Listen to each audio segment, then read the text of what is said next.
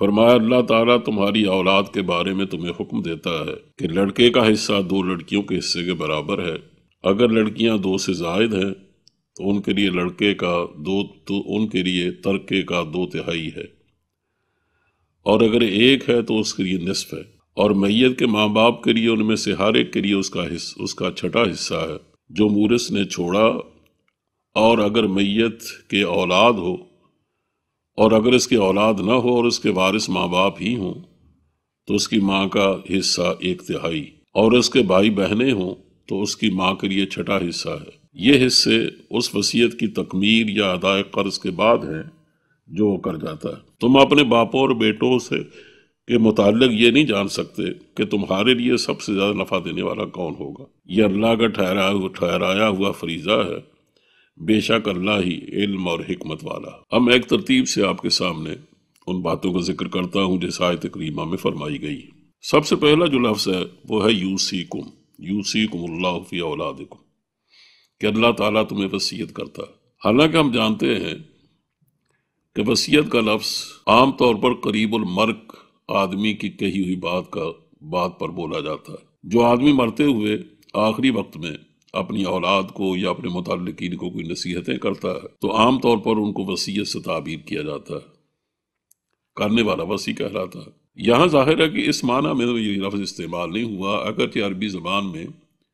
اس معنی میں بھی یہ لفظ استعمال ہوتا ہے لیکن زیادہ تر نہیں۔ لیکن یہاں جس معنی میں استعمال ہوا ہے یا قرآن کریم میں عام طور پہ استعمال ہوتا ہے یا عربی زبان میں بھی اس کا استعمال ہے، وہ یہ ہے کہ اللہ تعالیٰ تمہیں حکم دیتا ہے، تو یہاں حکم دینے کے معنی میں ہے۔ حقیقت یہ ہے کہ وصیت کا جہاں تک معنوی تعلق ہے یہ ایک بہت کثیر الاطلاف لفظ ہے۔ ایک تو یہ کہ وصیت کرنے والا یہ تاثر دیتا ہے یا اسے یہ تاثر ملنا چاہیے چاہے وہ اللہ ہی وصیت کرے کہ اس میں جو باتیں کہی جا رہی ہیں وہ بہت ہی اہم ہیں، اور سننے والوں کو پورے دل جمی کے ساتھ ان باتوں کو دھیان دینا چاہیے۔ اور دوسری بات کہ کہنے والے کے بارے میں یہ سمجھ لینا چاہیے کہ وہ انتہائی ہمدرد اور غمگسار اور مہربان شخصیت کا مالک ہے، اور وہ اپنے پیچھے جن کو کچھ کہنا چاہتا ہے یا جن کو کوئی نصیحتیں کر رہا ہے وہ ظاہر ہے کہ بے حد اہمیت کی بھی حامل ہیں، اور اس کی شخصیت کی وجہ سے ان میں اور زیادہ اہمیت پیدا ہو جاتی ہے۔ اب ظاہر ہے کہ یہ اس طرح کا کوئی لفظ کسی دوسری زبان میں نہیں ہے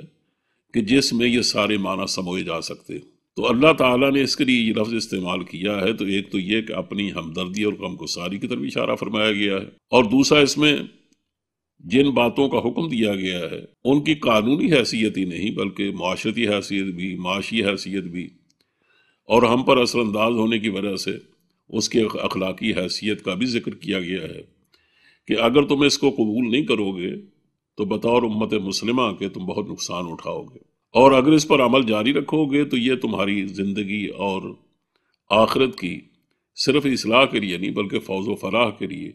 ضمانت دینے والی چیز ہے۔ اب اس وصیت میں کیا کچھ فرمایا گیا؟ اس میں سب سے پہلی بات جو فرمائی گئی ہے وہ بچوں کی وصیت کے بارے میں ہے کہ یوصیکم اللہ فی اولادکم،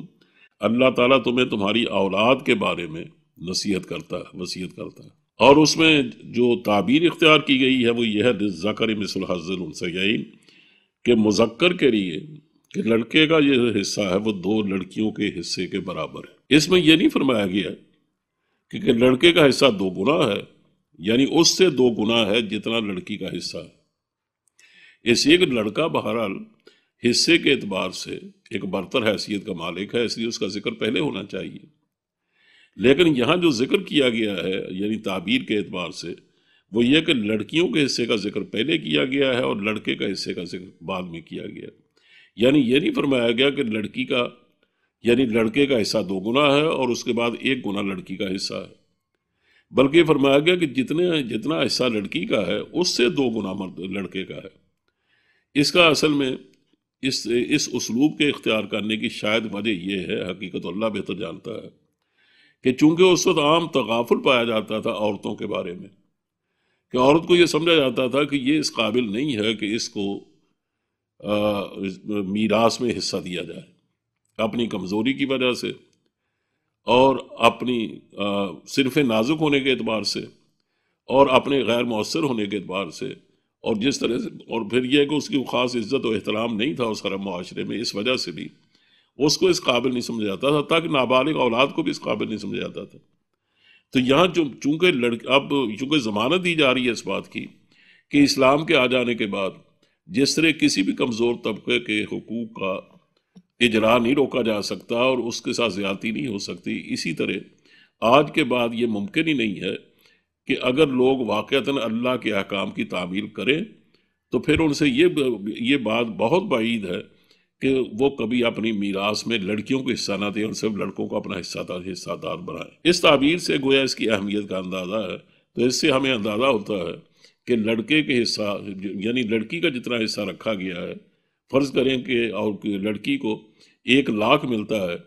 اپنے باپ کی یا اپنے ماں کی وراثت سے، تو اس کے بھائی کو 2,00,000 ملے گا، نہیں اس کا حصہ دگنا۔ فَإِن كُنَّ نِسَاءً فَوْقَ اثْنَتَيْنِ فَلَهُنَّ ثُلُثَا مَا تَرَكَ۔ کہا اگر یہ لڑکیاں ایک نہیں بلکہ ایک سے زیادہ ہیں، 2 ہیں یا 2 سے زیادہ ہیں، یہاں جو الفاظ ہیں وہ تو ہیں فَإِن كُنَّ نِسَاءً، اگر یہ لڑکیاں 2 سے زائد ہیں، کیونکہ نساء جمع کا لفظ ہے اور اس کا اطلاق 3 کے عدد پر ہوتا ہے، یعنی یہاں سے شروع ہوتا ہے، پھر اس سے زیادہ جتنے بھی اعداد ہوں اس پر ظاہر ہے جمع کا اطلاق ہوگا۔ اس لیے اس کا مطلب اس کا معنی یہ ہوگا کہ اگر لڑکیاں 3 ہیں یا 3 سے زیادہ ہیں تو پھر تو فوق اثنتین یعنی 2 سے زیادہ ہوں 12 لڑکیاں، تو فلاحن ثلثا ما ترک، تو ان کے لیے جو وصیت ہے وہ یہ ہے اور ان کا جو حصہ ہے وہ یہ ہے کہ جو کچھ جانے والا دنیا سے ان کے لیے چھوڑ کے جا رہا ہے اس کا 2 ثلث ان کو ملے گا، بشرطے کہ کوئی اور اولاد نہ ہو، یعنی اگر مذکر نہ ہو، صرف یہی اولاد ہے، 2 ہی لڑکیاں ہیں یا 3، 2 نہیں بلکہ کہنا چاہیے 2 سے زیادہ۔ یہ تو تعبیر ہے قرآن کریم کی، لیکن نبی کریم صلی اللہ علیہ وسلم کے ارشاد نے اس تعبیر کی وضاحت فرمائی ہے۔ وہ واقعہ ہے جو حدیث میں آتا ہے کہ ثابت بن قیس انتقال کر گئے، تو حضرت جابر کہتے ہیں کہ ہم اسواف کے علاقے میں نبی کریم صلی اللہ علیہ وسلم کے ساتھ گئے تو وہاں ایک خاتون سے ملاقات ہوئی، وہ 2 لڑکیوں کو لے کے آئی اور انہوں نے کہا حضور یہ دونوں بیٹیاں ہیں ثابت بن قیس کی جو جنگ احد میں آپ کے ساتھ شہید ہو گئے، اور وہ 2 لڑکیاں تھیں، 2 بیٹیاں تھیں ان کی۔ تو کہا ان کے چچا نے آ کر سارے ترکے پر قبضہ کر لیا ہے، اب سوال یہ ہے کہ ساری دولت تو ان کے چچا لے گئے، ان کے پاس کچھ نہیں بچا، تو اب ان کا کون رشتہ لے گا؟ اس لیے کہ اس کی وراثت کی وجہ سے تو لوگ رشتے کی طرف متوجہ ہو سکتے ہیں، لیکن جب ان کے پاس کچھ بھی نہیں ہوگا تو ظاہر ہے کہ میں ان کا کیسے انتظام کر سکوں گی۔ تو حضور نے کہا کہ تم انتظار کرو، اللہ تعالیٰ اس کے بارے میں کوئی حکم جاری فرمائیں گے۔ چنانچہ اس کے بعد ان آیات کا نزول ہوا۔ اس میں حضور نے فرمایا کہ اس کا مطلب یہ ہے، ہاں آپ نے فرمایا جب یہ آیتیں نازل ہوئیں تو آپ نے فرمایا کہ تم کہ ثابت کی بیوہ کو بھی بلاؤ اور اس کی بیٹیوں کو بھی، اور اس کے بھائی کو، ثابت کے بھائی کو بلاؤ جس نے سارا ان کا حصہ لے لیا ہے۔ چنانچہ جب وہ آئے تو آپ نے فرمایا کہ یہ 2 بیٹیاں چونکہ ان کی نرینہ اولاد کوئی نہیں تھی اس لیے ان کو 2/3 ملے گا، اور 8واں حصہ ان کی والدہ کو ملے گا، اور کہا جو باقی بچے گا تو ثابت کے بھائی سے کہا کہ آپ اس کو لے سکتے ہیں، یعنی وہ آپ کا حصہ ہے۔ تو اس سے معلوم ہوا کہ لڑکیاں چاہے 2 ہوں یا 2 سے 3، ان کو بہرحال 2/3 حصہ ملے گا، یہ ان کی میراث ہے۔ وَإِن كَانَتْ وَاحِدَةً فَلَهَا النِّصْفُ، اور اگر لڑکی ایک ہی ہو، اس کی اور کوئی بہن نہیں ہے اور بھائی تو ظاہر ہے ہی نہیں، کیونکہ نرینہ اولاد کی موجودگی میں تو یہ وراثت ان کے لیے نہیں ہے، تو پھر اس کو نصف حصہ ملے گا، چاہے اس کی باپ کی میراث ہو چاہے اس کی ماں کی میراث، اس میں اس کے لیے نصف حصہ۔ اس کے بعد فرمایا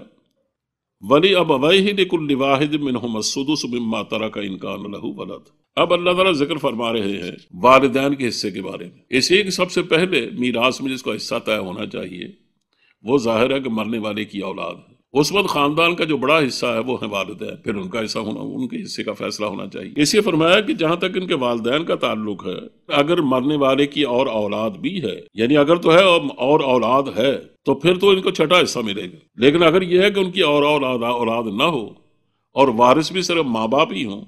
تو پھر فرمایا گیا کہ ان کو 1/3، ماں کو 1/3 ملے گا اور باپ کو 2/3 ملے گا، بشرطے کہ اس کے ساتھ دوسرا کو وارث نہ ہو یا ان کے نچلے درجے کے وارث ہو۔ یعنی اگر اس کے کوئی بھائی بہنیں نہیں ہیں تو پھر تو ان کو 2/3، ماں کو 1/3 ملے گا اور باپ کو 2/3 مل جائے گا۔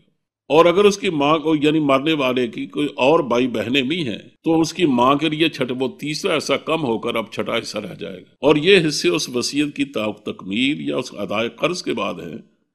جو وہ کر جاتا ہے۔ یعنی یہ تقریباً 3 جگہ اس کا ذکر آیا ہے،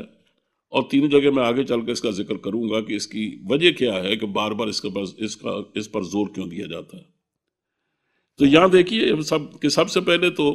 لڑکے اور لڑکی کی یعنی پہلے بیٹوں اور بیٹیوں کی وصیت کا ذکر آیا، اور اس کے بعد ذکر آیا والدین کا، اور والدین کے بارے میں فرمایا اگر ان کی اولاد ہے تو چھٹا حصہ ملے گا، لیکن اگر ان کی اولاد نہیں ہے اور وارث صرف ماں باپ ہی ہیں تو پھر ماں کو تیسرا حصہ ملے گا اور 2/3 باپ کو مل جائے گا۔ لیکن اگر دنیا سے جانے والے شخص کے بہن بھائی بھی ہیں تو پھر ماں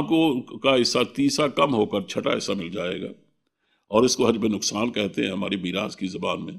لیکن یہ اس کے وقت ہوگا جب کہ اس سے پہلے وصیت پر عمل ہو جائے، اور اس سے پہلے جو اس کا قرض اس کے ذمے ہے تو اس کی ادائیگی ہو جائے۔